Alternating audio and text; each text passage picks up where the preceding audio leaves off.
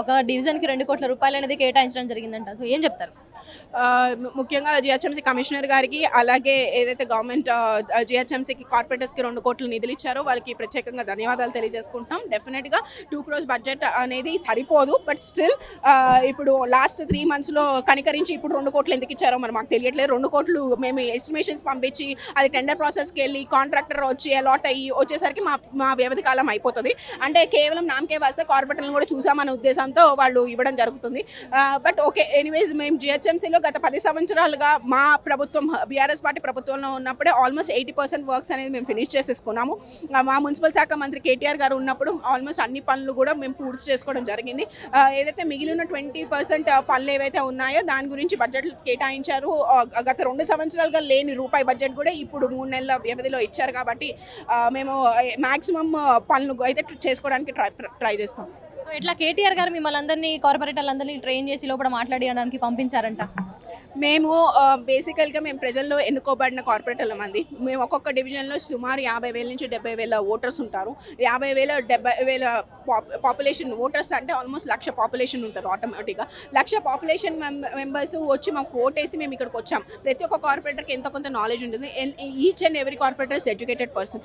మాకు ట్రైనింగ్ ఇవ్వాల్సిన అవసరం లేదు. మేము డెఫినెట్గా ప్రజా సమస్యల పైన ఏదైతే గ్రౌండ్ లెవెల్లో తిరిగేది కార్పొరేటర్స్ కాబట్టి ప్రజా సమస్యల పైన మేము మాట్లాడే హక్కు ప్రతి ఒక్క కార్పొరేటర్కి ఉంటుంది. దీనికి ట్రైనింగ్ చేసి పంపించాల్సిన అవసరం లేదు. ఎస్ డెఫినెట్గా ఇఫ్ ఇన్ కేస్ ట్రైనింగ్ ఇప్పుడు 9,292 ఎకరాల భూములు ఏదైతే భూ కబ్జా చేసుకోవడానికి ట్రై చేస్తున్నారో, భూ కుంభకోణం చేయడానికి ఏదైతే రేవంత్ రెడ్డి గారు ప్రయత్నిస్తున్నారో దాని గురించి మీడియా సమావేశంగా పవర్ పాయింట్ ప్రజెంటేషన్ అనేది ప్రతి పార్టీ వాళ్ళు వాళ్ళ కార్పొరేటర్స్కో వాళ్ళ కింద స్థాయి ఉన్న వ్యక్తులకి చెప్పడానికి ప్రయత్నిస్తారు. ఎందుకంటే ఏం జరుగుతుంది అనేది ప్రజలకు వివరించే వ్యవధిలో మేము నేర్చుకోవడానికి ప్రయత్నం. ఎస్ డెఫినెట్గా కేటీఆర్ గారు మా అందరికి అభిమాన నాయకుడు కాబట్టి ఆయన నుంచి మేము ఎంతో కొంత నేర్చుకోవడానికి ప్రయత్నిస్తాం. కానీ ట్రైన్ చేసి పంపించారనేది అబద్ధం. ట్రైన్ చేసి పంపించారని చెప్పడం అనేది కరెక్ట్ అయిన విషయం కాదు.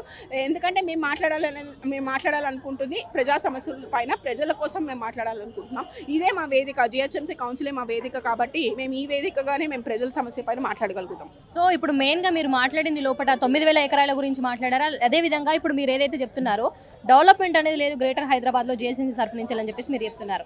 అదేవిధంగా డెవలప్మెంట్ మేము చేస్తూనే ఉన్నామని చెప్పేసి కూడా గవర్నమెంట్ చెప్తుంది. సో ఏ ఎజెండాతో మీరు కౌన్సిల్లో మాట్లాడడం జరిగింది? మీరు మాట్లాడడానికి మైక్ ఇచ్చారా?